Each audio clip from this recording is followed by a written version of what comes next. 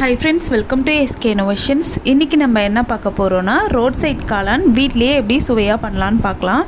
இப்போ ஒரு பவுல்ல 1/4 கிலோ அளவுக்கு முட்டைக்கோஸை துருவி எடுத்து வச்சிருக்கேன். இப்போ இதை சேர்த்துட்டு இது கூடவே 1 ஸ்பூன் அளவுக்கு இஞ்சி பூண்டு விழுது சேர்த்துக்கிறேன். கூடவே தேவையான அளவுக்கு உப்பு, 2 டேபிள் ஸ்பூன் அளவுக்கு மைதா, 1 டேபிள் ஸ்பூன் அளவுக்கு சோள மாவு சேர்த்துக்கிறேன்.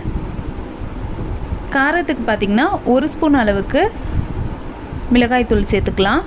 உங்கள் காரத்துக்கு தகுந்த மாதிரி நீங்கள் மிளகாய்த்தூள் கூட்டவோ குறைக்கோ செஞ்சுக்கோங்க. கலருக்காக நான் இன்றைக்கி காஷ்மீரி மிளகாய்த்தூள் சேர்த்துருக்கேன். சேர்த்துட்டு இது நல்லா மிக்ஸ் பண்ணி விட்டுக்கலாம். தண்ணி பார்த்திங்கன்னா ஃபஸ்ட்டே நீங்கள் சேர்த்துட வேண்டாம். இந்த மாதிரி ஓரளவுக்கு மிக்ஸ் பண்ணிட்ட பிறகு கொஞ்சமாக சேர்த்து தெளித்து விட்டா மாதிரி சேர்த்து பிசைஞ்சுக்கோங்க. இந்த முட்டைக்கோஸுக்கு பார்த்திங்கன்னா எனக்கு மொத்தமே 50 ml அளவுக்கு தான் தண்ணி தேவைப்பட்டது. அடுத்து இதோட 1 டேபிள் ஸ்பூன் அளவுக்கு மைதா மாவு, 1 டேபிள் ஸ்பூன் அளவுக்கு சோள மாவு சேர்த்துக்கிறேன். ஃபஸ்ட்டே நீங்கள் சேர்த்துட்டிங்கன்னா ஒன்று மாவு அதிகமாகிடும், இல்லாட்டி முட்டைக்கோஸ் அதிகமாகிடும். அதனால் எப்போவுமே கொஞ்சம் கொஞ்சமாக இந்த மாதிரி மாவும் தண்ணியும் சேர்த்து பாருங்கள். அப்போ உங்களுக்கு கரெக்டான கன்சிஸ்டன்சி கிடைக்கும்.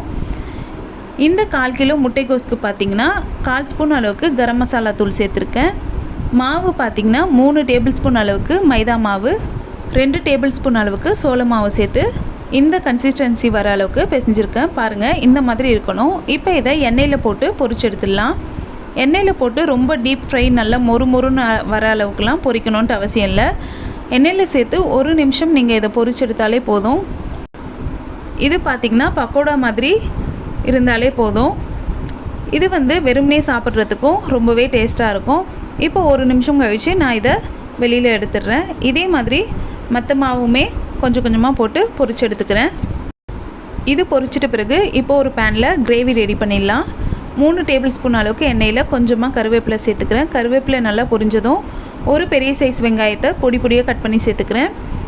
கூடவே ஒரு பச்சை மிளகாய் சேர்த்துக்கிறேன். நான் க்ரீன் சில்லி சாஸ் என்கிட்ட இல்லாததால் பச்சை மிளகாய் சேர்த்துக்கிறேன். ஒருவேளை உங்ககிட்ட சில்லி சாஸ் இருந்ததுன்னா அதை சேர்த்துக்கலாம். வெங்காயம் கண்ணாடி பதத்துக்கு வதங்கினதும் அதோட 1 ஸ்பூன் அளவுக்கு இஞ்சி பூண்டு விழுது சேர்த்து அதோட பச்சை வாடை போகிற அளவுக்கு நல்லா வதக்கி விட்டுக்கலாம். இப்போ இது நல்லா வதங்கிட்ட பிறகு இந்த கிரேவிக்கு தேவையான அளவுக்கு உப்பு சேர்த்துக்கிறேன். கூடவே தக்காளி பழம் இருந்தால் அது 2 பழத்தை அரைச்சி அதை இதோடு சேர்த்து நல்லா வதக்கி விட்டுக்கலாம். நான் இன்றைக்கி 2 டேபிள் ஸ்பூன் அளவுக்கு டொமேட்டோ சாஸ் சேர்த்துருக்கேன். கூடவே 1 ஸ்பூன் மிளகாய்த்தூள், 1/2 ஸ்பூன் கரம் மசாலா தூள் சேர்த்து நல்லா மிக்ஸ் பண்ணி விட்டுக்கிறேன். நீங்கள் சாஸ் இருந்ததுன்னா சாஸே சேர்த்துக்கலாம். சாஸ் இல்லாதவங்க தக்காளி பழம் அரைச்சி சேர்த்து வதக்கி விட்டுக்கலாம். இப்போ இது சேர்த்து நல்லா வதக்கிட்டதும் இதோட 150 ml அளவுக்கு தண்ணி சேர்த்து நல்லா கலந்து விட்டுக்கலாம். நம்ம சாஸ்லாம் சேர்த்து ரொம்ப நேரம் வதக்கணும்னு அவசியம் இல்லை. இப்போ தண்ணி நல்லா கொதி வந்ததும் இதோட 1 ஸ்பூன் அளவுக்கு சோயா சாஸ் சேர்த்து நல்லா மிக்ஸ் பண்ணி விட்டுக்கிறேன். இப்போ இது ஒரு 2 நிமிஷம் ஹை ஃப்ளேமில் நல்லா கொதிக்கட்டும். இப்போ பார்த்தீங்கன்னா 2 நிமிஷம் ஆகிடுச்சு. அடுத்து இதோட 1 ஸ்பூன் சோள மாவை கொஞ்சமாக தண்ணியில் கரைச்சி வச்சுருக்கேன். அதை சேர்த்து லோ ஃப்ளேமில் வச்சு நல்லா மிக்ஸ் பண்ணி விட்டுக்கலாம். இந்த மாவு சேர்த்ததும் இந்த கிரேவி நல்லா கெட்டிப்பட ஆரம்பிக்கும். அடுத்து இதோட 100 ml அளவுக்கு தண்ணி சேர்த்து நல்லா மிக்ஸ் பண்ணி விட்டுக்கலாம். மிக்ஸ் பண்ணி ஹை ஃப்ளேமில் ஒரு 30 செகண்ட் வச்சுருந்தா போதும். நம்மளோட கிரேவி ஆல்மோஸ்ட் ரெடி ஆகிடும். இப்போ 30 செகண்ட் ஆகிடுச்சு. அடுத்து இதோட நம்ம பொரிச்சு பிச்சு வச்சுருக்க முட்டைக்கோஸ் பக்கோடாவை இதோட சேர்த்துக்கலாம். சேர்த்துட்டு நல்லா மிக்ஸ் பண்ணி விட்டுக்கலாம். இது மிக்ஸ் பண்ணும்போதே இந்த மாதிரி உடைச்சா மாதிரி மிக்ஸ் பண்ணி விடுங்க. அப்போ தான் கடையில் விற்கிற அளவுக்கு கரெக்டான கன்சிஸ்டன்சி உங்களுக்கு கிடைக்கும். இது நல்லா 1 நிமிஷத்துக்கு மிக்ஸ் பண்ணி விட்டுக்கலாம்.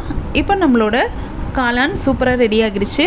அடுத்து இதோட 1/2 ஸ்பூன் அளவுக்கு மிளகுத்தூள் சேர்த்து நல்லா மிக்ஸ் பண்ணிவிட்டு ஸ்டவ் ஆஃப் பண்ணிக்கலாம். இது பார்த்திங்கன்னா நீங்கள் ஃபுல் அண்ட் ஃபுல் மஷ்ரூம் வச்சும் செய்யலாம், இல்லாட்டி பாதி முட்டைக்கோஸ் பாதி மஷ்ரூம் வச்சும் செய்யலாம், இல்லாட்டி இந்த மாதிரி முட்டைக்கோஸை மட்டுமே பயன்படுத்தியும் நீங்கள் ரோட் சைட் காளானை செய்யலாம். அவ்வளோதான், நம்மளோட ரோட் சைட் காளான் சூப்பராக ரெடி ஆகிடுச்சு. கடைசியாக இதோட கொஞ்சமாக நறுக்கின வெங்காயமும் கார்ன் சிப்ஸும் சேர்த்து நீங்கள் சர்வ் பண்ணிக்கலாம். அவ்வளோதான், ரொம்பவே ஈஸியாக இது செய்திடலாம். மழை காலத்தில் ஈவினிங் டைமில் இதை வீட்டில் இருக்கிறவங்களுக்கு செஞ்சு கொடுத்திங்கன்னா ரொம்பவே விருப்பமாக சாப்பிடுவாங்க. கண்டிப்பாக ட்ரை பண்ணி பாருங்கள். இந்த வீடியோ உங்களுக்கு பிடிச்சிருந்தால் லைக் பண்ணுங்கள், ஷேர் பண்ணுங்கள், கமெண்ட் பண்ணுங்கள். நம்ம சேனலில் ஃபஸ்ட் டைம் பார்க்குறீங்கன்னா மறக்காமல் சப்ஸ்கிரைப் பண்ணுங்கள். தேங்க்ஸ் ஃபார் வாட்சிங்.